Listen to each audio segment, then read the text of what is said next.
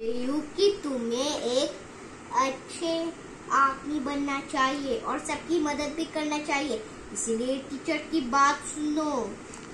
सब स्टूडेंट को पढ़ाई करना चाहिए और अच्छे इंसान बनना चाहिए, इसलिए मैं तुम्हें बोल रही हूँ पढ़ाई करने के लिए और तुम मेरी बात सुन रही हो। इसीलिए पढ़ाई करना बहुत जरूरी है, लेकिन तुम्हें पढ़ाई करना पड़ेगा, समझ गई? के पढ़ाशोना करबे, तुमी ना आमी? तुम करोगी। और टीचर के? टीचर तो मैं हूँ, तुम्हारी टीचर। हाय रे, কি দিন আসলো। এখন আমি পড়াশোনা করে আচ্ছা ইনসান হব আর তুমি আমাকে পড়াশোনা করাবা? হ্যাঁ। হায় কপাল।